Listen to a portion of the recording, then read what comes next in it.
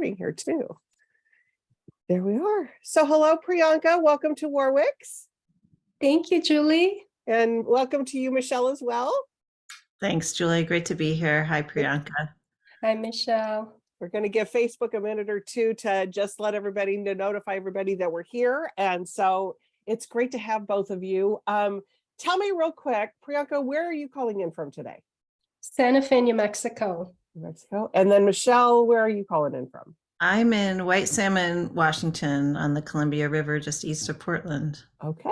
All right. Well, Warwick's, for those that don't know, we're located down in La Jolla, San Diego, California. So we have the West sort of covered, but hopefully we'll have some people zooming in with us, maybe from the East Coast or other parts of we have people from Canada watch us all the time. So it's really fun. This has been really fun doing these events over Zoom. We'd love to have you at the store. If ever you're back in town, we always love having authors come to the store, but this is a way for us to really highlight some books and authors that maybe wouldn't have a chance to come to California. So thanks for being here. Just real quick, while we're getting ready to get the conversation going, like I said, Warwick's is located in La Jolla. In the chat of Facebook, if you're watching this later on YouTube, we're not live with you, but you can still order Priyanka's book from us at warwicks.com and have it shipped to you. We ship all over the world. But if you're in La Jolla or San Diego, we'd love for you to stop by the store. Nothing better than coming in the bookstore. Lots of great things to look at. Lots of wonderful books. Also, and so I'll put a link to that in the chat section of Facebook.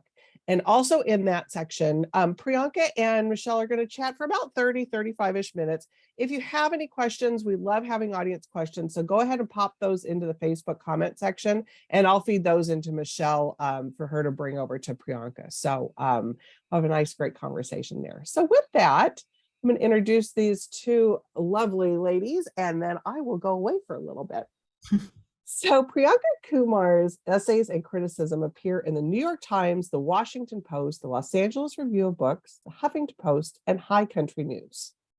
She is a recipient of the Aldo and Estella Leopold Writing Residency, an Alfred P. Sloan Foundation Award, a New Mexico New Visions Governor's Award, a Canada Council for the Arts Grant, an Ontario Arts Council Literary Award, and an Academy of Motion Pictures Arts and Sciences Fellowship. A graduate of the University of Southern California's School of Cinematic Arts and an alumna of the Bread Loaf Writers Conference, Priyanka wrote, directed, and produced the feature documentary, The Song of the Little Road, starring Martin Scorsese and Ravi Shankar. Not bad names there. Priyanka has taught at the University of California, Santa Cruz and the University of California and serves on the board of directors at the Leopold Writing Program. She's here today to talk about her new book, Conversations with Birds. Joining her is Michelle Nijhuis. Michelle is a project editor at The Atlantic, a contributing editor at High Country News, and an award-winning reporter whose work has been published in National Geographic and the New York Times Magazine. She is the acclaimed author of Beloved Beasts, Fighting for Life in an Age of Extinction, and co-editor of the Science Writer's Handbook. With that, ladies, have a great conversation, and we'll see you in a little bit. Thank you. Thanks so much, Julie. And it's a pleasure to be here with Priyanka, and it's a pleasure to be at Warwick's virtually. I know Warwick's has a proud history, and I'm happy we can be a part of it, or a small part of it. And I'm really happy to be here celebrating Priyanka's book, which is just a lovely book of essays and reflections on the birds that have accompanied her through life. So I asked her to start us out with a brief reading, which I believe she's going to do now. Thanks, Michelle. So what I thought I would do, appropriate, since Warwick's is in California, is read a section that is a very brief section that's set in California. And this was the first time that I encountered the long-billed curlew as a shorebird. And as I relate in the book, I later encountered it in its breeding grounds right here in New Mexico. But I'm gonna read out for you a passage from chapter 2. And this is the very first time I come upon the bird. About a month after Thanksgiving, on a cloud-filled December morning, I took Michael on a surprise birthday hike. We headed to the Elkhorn Slough, a tidal salt marsh and estuarine research reserve, some 26 miles south of Santa Cruz. On this first visit to the slough, a mass of ashen clouds loomed over us. What beauty the Elkhorn Slough might be said to have is of a stark, blanched variety. I zipped up my navy windbreaker as we walked up to the base of a sprawling charcoal rock. We were surveying the tidal mudflats below when an elderly man and a woman approached us. They were volunteers, armed with battered copies of the National Geographic Field Guide to the Birds of North America. Would you two be interested in going on a bird walk? We had never been on a bird walk before, but their aquatic eyes shone with such hope that I didn't care to disappoint them. I hardly realized in this moment that my way of looking at the natural world was about to undergo a seismic shift. They led us down to the salt marsh, and the four of us walked along a dirt path, skirting past gleaming pickleweed that sprouted from the ground like succulent seaweed. We began to circle the metallic blue lagoon. Here we spotted a few tawny shorebirds. The volunteers shuffled through the worn pages of their guidebook and pointed out the name and illustration of each bird we encountered. Around noon, I noticed a shorebird that was enormous compared to the rest. If the plight of the diminutive snowy plovers had ushered me into the domain of shorebirds, I now faced a bird who at roughly 2 feet tall was a monad of shorebirds. I was told that this solitary bird, foraging scrupulously along the edge of the blue-gray water, was a long-billed curlew. Intrigued, I stayed back to observe it while the others walked on. I took in the slender lines of the curlew's neck and the marbled beige and umber back. I stared at its impossibly long bill, flesh-colored on top and chocolate brown at the tip. Essentially the largest sandpiper in the country, the bird was half as tall as a crane, but without the crane's assured elegance. With its absurdly elongated curved bill, the curlew looked almost unwieldy, like a pointer to another era, to the kinds of feathered creatures that might have existed in the time of dinosaurs. This bird angles its protracted bill into the burrows of mud crabs and maneuvers its prey to the surface to feed on it. In retrospect, I must have seen a female, which in this species is bulkier and has a lengthier bill than the male. The curlew was wholly at ease. The bird's unhurried pace, combined with its focus and laser-sharp moves when it found an invertebrate to eat, was nothing short of arresting. I might have been watching a Zen monk at work.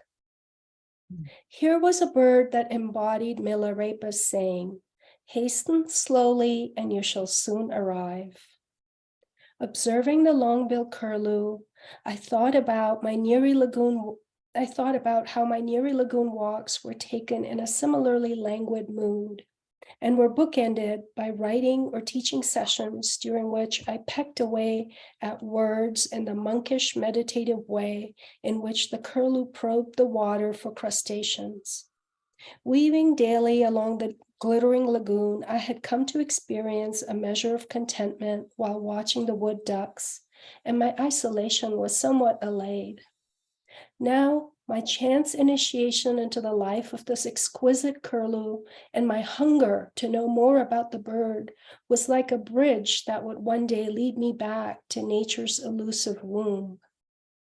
Contrary to the mythology about Eve, nature doesn't cast us out.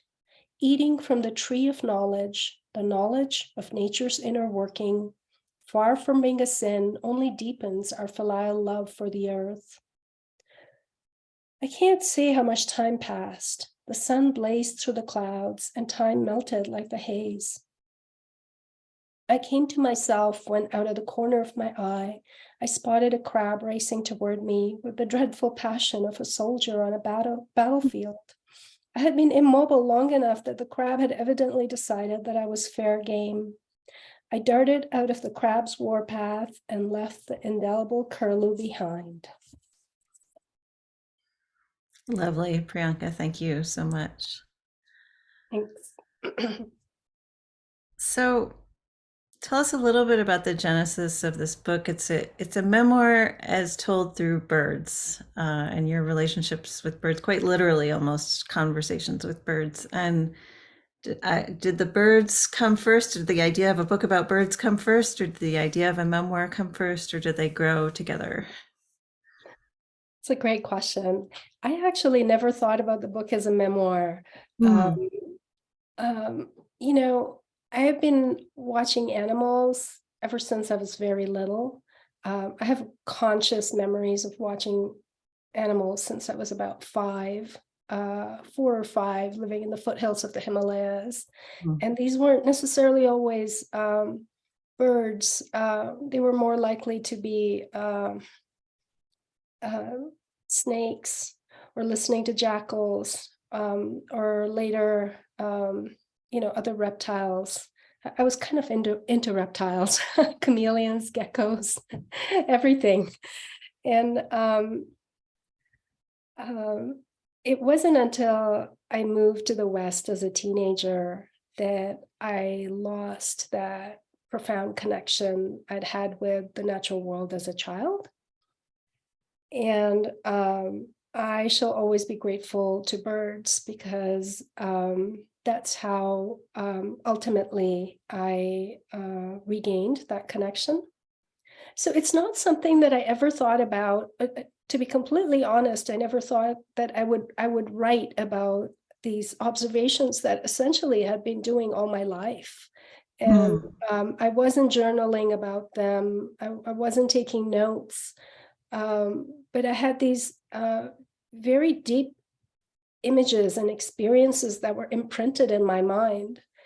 And I mean, in a sense, it was something like poetry. It was all about the relationship that I had to the natural world. And at some point, I think after I had been watching the sandhill cranes year after year for several years, I found myself writing a piece about the sandhill cranes. I think that's the first thing I did. And then that was followed a little later by a piece about a bobcat that I developed a connection with, that would visit our backyard. Mm. And I think what really happened is, in the end, a time came when, as the poet Rilke says, that things had ripened inside me, and all this work came together, and I wrote it pretty fluidly in one go. Other than those first 2 essays about the crane and the bobcat, I wrote it all together during the pandemic. Oh, So it's strange to say, but it just happened. I never I never meant to write about this. it was gestating for a long time. Yes, certainly. Incubating, I suppose. um, you you speak about this a little bit in the beginning of the book in a line I love. I befriended a string of birds and began to understand why my life in the West was lacking rasa, which in Sanskrit means juice, literally and metaphorically. Wonder if you could say a little bit more about that juice and what it was that the birds gave to you. Sure. I first experienced rasa in the Himalayas through this intimate connection I had. I think the strongest connection I had very early on was just with mountains, with snowy peaks. And I went to convent schools run by Italian nuns for all of my elementary schooling, and I would walk to school each morning and just stare at those mountains, and they seemed very.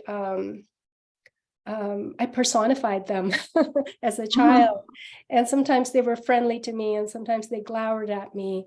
But I really sensed their presence. Their presence was very strong in my life, and I felt that when the nuns were perhaps a little too strict with me. Or when we were, made to read like books on the subject of moral science about how we would burn in hell if we weren't good. I felt those mountains were my friends and helped me sail through some of those tense moments. And So now I'm forgetting the Rasa. And so the mountains really, I think, gave me that kind of juice that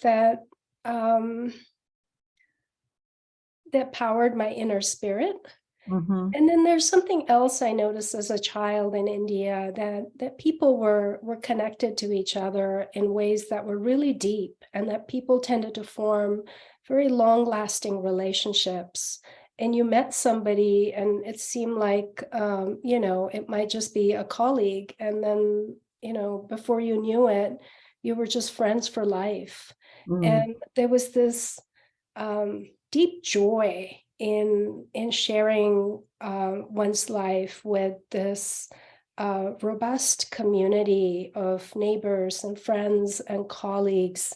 And as a child, I witnessed that. And I don't know that I cherished it very much, but I did when I came to the West, and I found that aspects of that were missing. And I felt that in a very strong way, that on one hand, when you live in a society where there's a lot of emphasis on individualism, on one hand, it's great because you can pursue what you want to pursue. So you have that degree, a great degree of freedom. On the other hand, you miss out sometimes on those really strong community relationships that I so enjoyed as a child in India. And reflecting back on both of those things, the biodiversity that I experienced in the foothills of the Himalayas, but also the communal love that I experienced. I thought about that quite a lot as a young person in the West. And I ultimately put it down to rasa, that juice. And I had to be honest with myself. I really missed it. And by this time, I'd been hiking and backpacking in California, both southern and northern, for some time, and still had these feelings of frustration that I couldn't regain that intimacy that I'd had with nature. And as I tell in the book, it wasn't until I started to see some of those birds that became really key in my life, such as the Western tanager and the long-billed curlew that I just read about, that I felt that a door cracked open for me, and that I was able to enter the natural world that I so loved, but in a deeper and more kaleidoscopic way, and regain some of the rasa that I had experienced as a child in India. The rasa of relationships, of connection. Yeah. Yeah, and I mean, I think that's essentially how I look at birds. I don't just kind of view them as eye candy, but I do feel this deep connection to them. And I I have kept some of those relationships going over many years, and I hope to keep going back and visiting some of the same species that I've become fascinated by. Yeah, that's one thing I really loved about your book, is that it's clear that this is a genuine ongoing relationship that you have with these, sometimes individuals, sometimes species, and also that the birds themselves are in relationship with their habitats and their ecosystems. You and I have a lot of interests in common. My book, Beloved Beasts, is about the history of the modern conservation movement, which really ignored, the institutional movement as founded in North America and Europe, really ignored those relationships for a long time. And I think only recently has realized, oh, conservation isn't just about protecting these species that we like, it's about protecting relationships. That's what keeps us all going. So could you say a little more about the relationships between the birds you love and their ecosystems, and how you see yourself in relationship with both of those. Yeah, first of all, I want to say, Michelle, I really love your book. And I think I told you once that I went straight to the part where you talk a lot about Leopold. And that really delighted me. And I think Leopold certainly was a figure who understood the meaning of beauty in its true biotic sense. So he was connecting the soil community and the plant communities and the animal communities, and he was connecting all of those. So he was looking at that complex web, and that was so early on. I mean, now we take it all for granted, and yet, I mean, I think it bears saying again that when we look at birds, I personally think that it's more gratifying to not just think about individual species, but to think about perhaps a group that, for instance, lately I've been thinking a lot about grassland birds. So I'll class the long-billed curlew, which I just spoke about, as a grassland bird because it breeds here in our grasslands in New Mexico.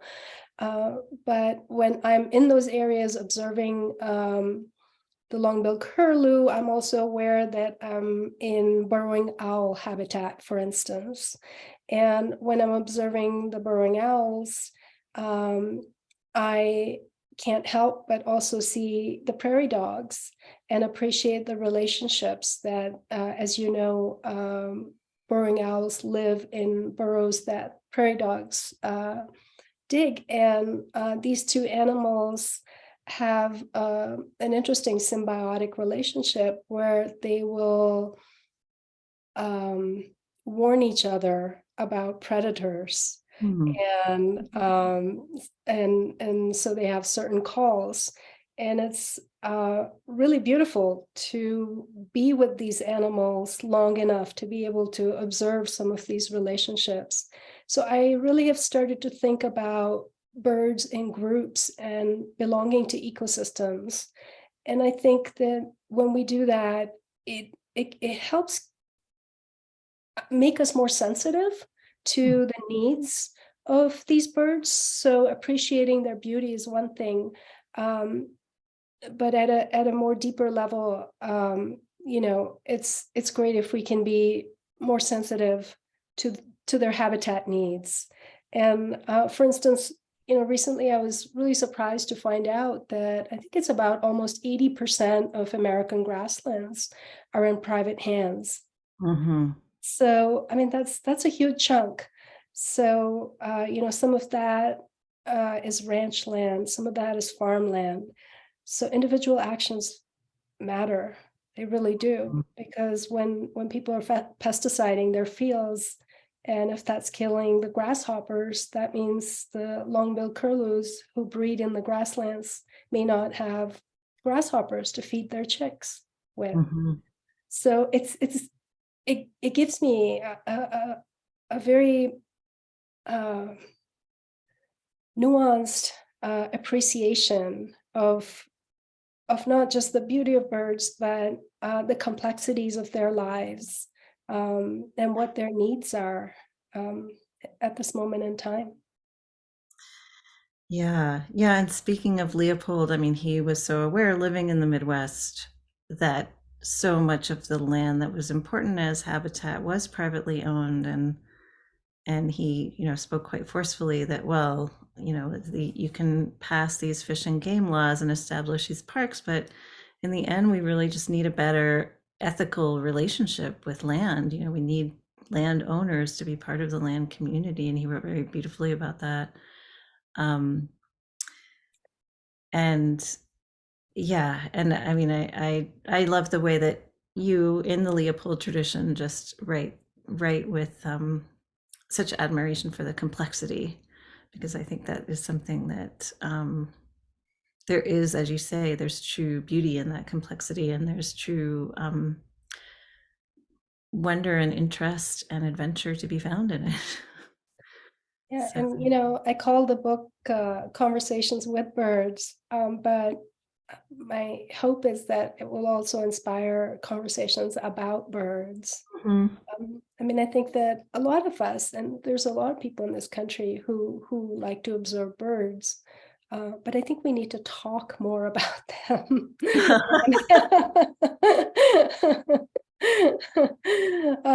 And I don't just mean in terms of statistics. I mean, people like Wendell Berry have told us that, you know, they don't necessarily move us. I mean, numbers and statistics are fine, but they don't really move us. And which is why I wanted to tell some of these stories, and some of them are personal stories, some of them are just, you know, stories about the birds, and for instance about goshawks and the effects of logging on their habitat, especially their nesting habitat.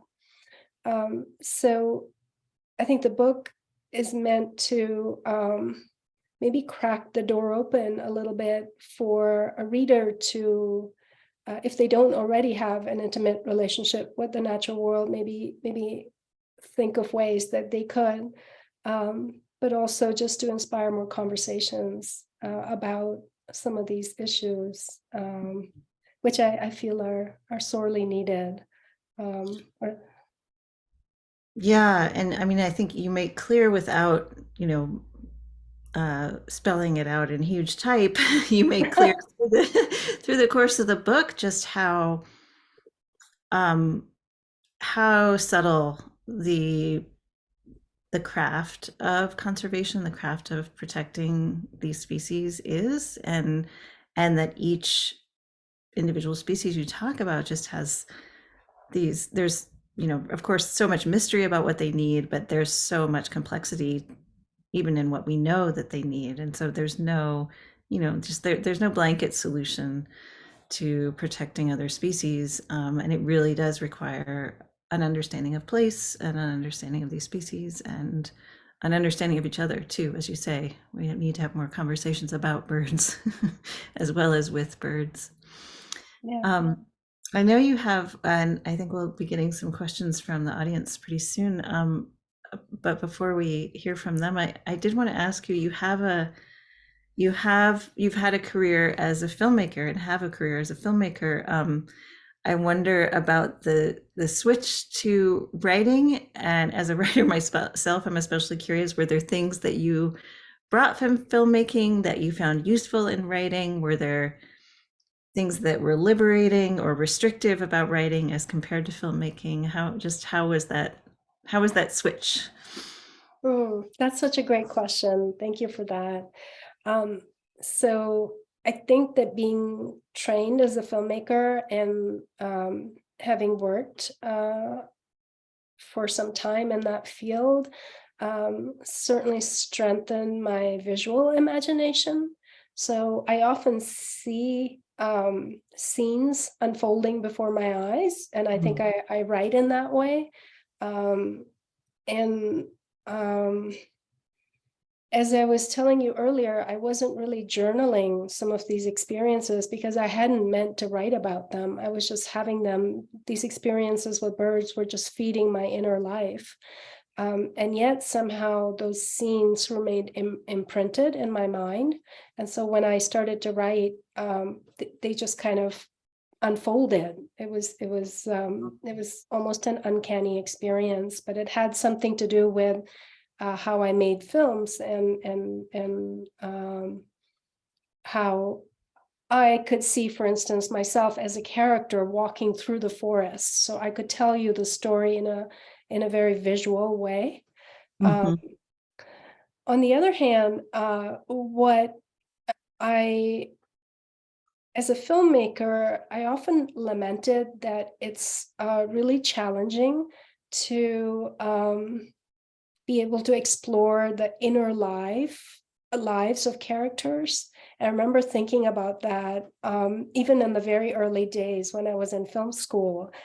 because I was already in love with literature at that point, and I was a little bit envious of how writers, in novels or great works of nonfiction can really explore the interior life of a character.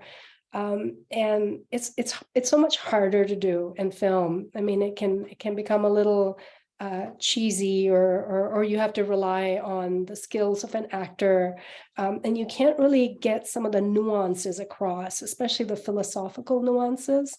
So writing this book gave me great freedom to be able to weave in some of those some philosophical, ecological, spiritual concepts like rasa, that may have been a little bit harder. I could have illustrated them, I suppose, in film, in the way that people were towards each other, but I don't know that I could have illustrated so much how my relationship with birds deepened. And I felt that words allowed me to, they gave me the freedom to do that in a way that film might not have done. That's so interesting. As someone who loves film and literature, I sometimes see film and think, oh, it really is true. A picture is 1,000 words. Look how much was said with just that one shot. And then on the other hand, I think, oh, it must be so frustrating not to have exposition and not to be able to say what's going on with, inside that character's head, and instead just have to suggest it with light and perhaps a conversation. So it's interesting that you felt those kind of competing reactions too. We have a question. Thank you, Susan.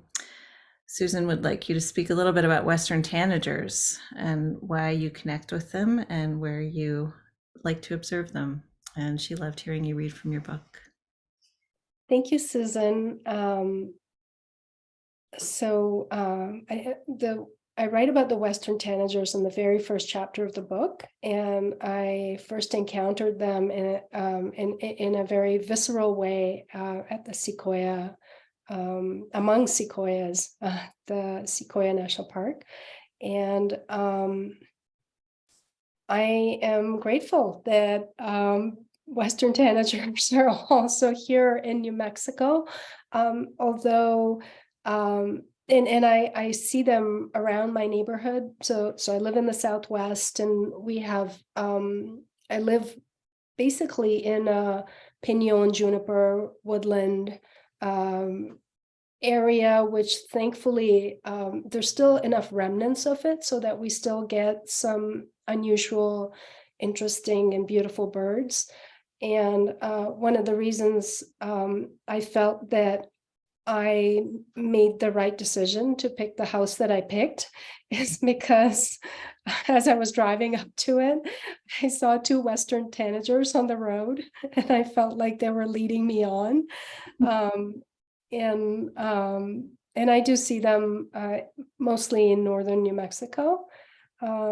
As you know, they're a beautiful bird, and you can always put out cut oranges on treetops, and that will attract them. I didn't know that. That's great. So they betray their tropical roots by Of course, yeah. their love of oranges. So yeah, they're certainly one of the more exquisite birds out there. So I was fortunate that I had my initiation to my second initiation to bird observing through Western tanagers. Sherry asks, what are some of the birds you highlight in your book in addition to the long-billed curlew, and how do these birds capture your attention? Well, I can say there are many birds highlighted in the book, and maybe you could just tell us about a couple that you feel have remained especially present in your life. Sure. We'll let those listening read the book to find out the rest. So I have 2 chapters on owls, and I mentioned burrowing owls, but I also feel a deep connection with the great horned owl. And when I first started living here in Santa Fe, I would wake up early in the morning to the sound of a great horned owl. And somehow I found that really reassuring. And we have a resident great horned owl here. And I'll just kind of give you one instance of a recent instance of the kind of ways in which birds bring me maybe a little bit closer to the cosmos. And I was walking back home recently, and it was darkening a bit. And for those of you who've seen New Mexico skies, you know how beautiful they are. And so it was twilight with gray and pink in the sky, and I was walking back, and suddenly I saw the owl can be secretive, but I saw it right, and it was up high on a Siberian elm tree, and it was making a very strange.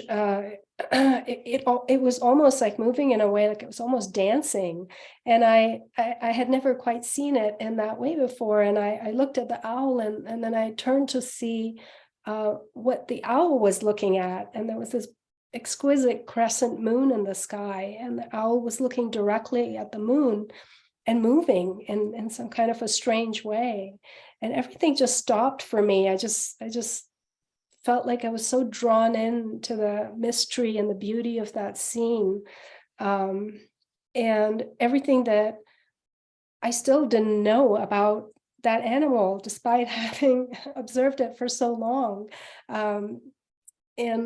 So I have 2 owling chapters in which I explore the burrowing and the great horned owl. And then, as Michelle said, there's a lot of birds in there, but one of my other favorite chapters is also about the goshawk, which is such a magnificent bird, and it was a profound experience to be in forests looking for goshawks. Thanks, Priyanka. Well, as you can tell from this conversation, Priyanka is a wonderful storyteller, and her book is really just an exquisite testament to the power of birds and the power of writing. You've talked a little bit about this already, but before Julie rejoined us, what else would you like for people to take from this book, which again, I encourage you to pick up and read the whole thing. But what do you hope that people will take from this book and from your stories of birds and your experiences with birds?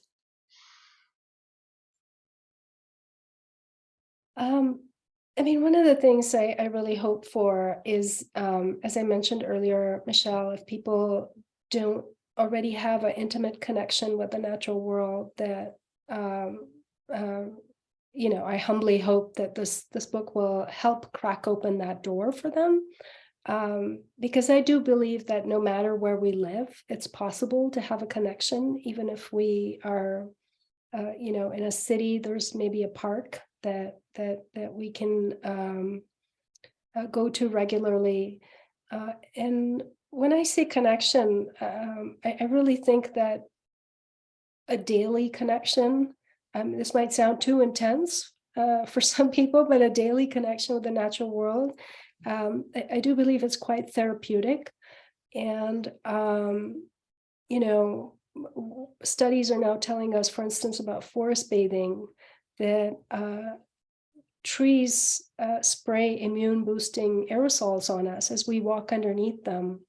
And so I think the question I have is, why would we not want to have a connection with the natural world? And we live in this kind of tech saturated age, and I think that people can really benefit from having a daily connection with the natural world. And I hope that the book will inspire people to do so, and eventually also develop a greater sensitivity to the habitat needs. I think as you know, Michelle, you've written so much about this, and that it's great that we talk so much in the media now about climate change, but it's important that we don't forget about habitat loss. And, the loss of biodiversity is one of the great crises of our time. And I think that once we develop a relationship with the natural world, and, that may mean that there's some birds that are special to us, or trees, simply becoming acquainted with the texture of bark, for instance. I find that to be fascinating when I'm out in forests, um, uh, just to look at and feel all the different trees, and not just different species of trees, but for instance, with ponderosa pine, I notice how the really mature old growth ponderosa pines have this beautiful cinnamon tan bark. And but the younger ones are the ones that were just grown after a logging operation, just don't seem to have that magic to them. And so observing these things, and just getting closer to the natural world in any which way we can, I think is not only therapeutic for us, but eventually that relationship, I think, will benefit animals and birds, because then, we just intuitively become more sensitive to their needs. So that's, or at least that's been my experience. How about you, Michelle? What do you think about that? I agree, and yeah, and I agree. I think that's beautifully put, and I would say that there are. I think sometimes people think, oh well, I can't develop a relationship with the natural world. I'm a city person, born and bred, or I don't have time, and I think what you are talking about, or what's encompassed in what you're talking about, or even the smallest interactions or noticings, can be meaningful, and they can happen anywhere. And I think that rasa, or doses of that rasa, is truly available to everyone, um, wherever they might live and whatever their lives might be like. So thanks Thank again, you. Priyanka. It's really a pleasure. And Priyanka's book is Conversations with Birds, and highly recommend it. And I really appreciate your time.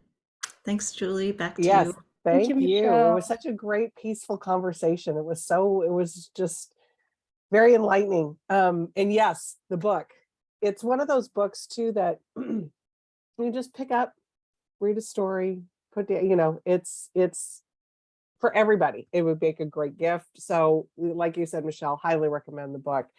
One of the things that I was curious about as I was listening to both of you, how do you two know each other? Great question. You want to answer that, Michelle? You go ahead. Well, I wrote an essay for High Country News very early on, and that had to do with some of my early experiences in the natural world here in the US.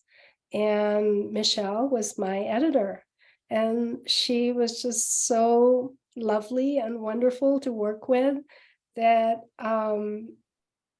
I always kept that close to my heart, that experience. And then when her wonderful book, Beloved Beasts, came out, I went out and got a copy and read the book, and was amazed at what she had done in really bringing together all these stories of people who had, at different levels, been passionate about conservation. And she put it together in this kind of almost epic form. And so I think at that point, I may have written to you, Michelle, just to congratulate you on the book. And I think that's really Yeah.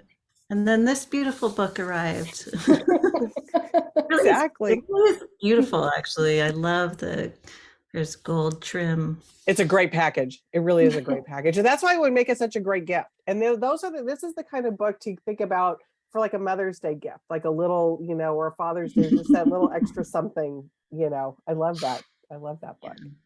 No, but Okay. So I know we're in the tech world and we want to embrace the natural world, but if you do, either of you or both of you connect with your readers via any kind of social media, Michelle, do you send people to a website, or where do you like to connect with your readers? well, I have not been active on Twitter like many other people in recent months. I don't know why. I don't know. Things have changed. Something happened. I'm not sure what it was.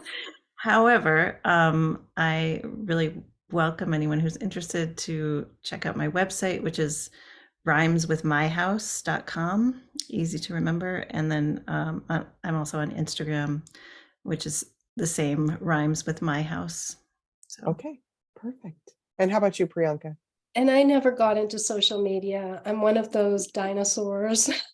And but I do have an author website, and it's priyankakumar.com. And there's a contact form there. And I welcome readers connecting with me through that form. And Perfect. one of the joys of the last couple months has been, readers sending me a sentence or two that jumps out at them. And it's just kind of fun to look at. So please do that. And I think that there's something about that connection versus just the social media connection that's a little bit more personal. Yeah. So it is something. Well, it's been wonderful having both of you ladies. Like I said, if you're ever in the Southern California area, please come by the store. We'd love to see you. And thanks everybody who's watching. Great conversation, and we'll see everybody next time. Thanks, Julie. Thank you. Bye, everybody. Thanks, Julie. Bye, Thank you so much, Independent, Michelle. everyone. Thank you. Thank you, Priyanka. Congratulations and take care. Bye. Bye.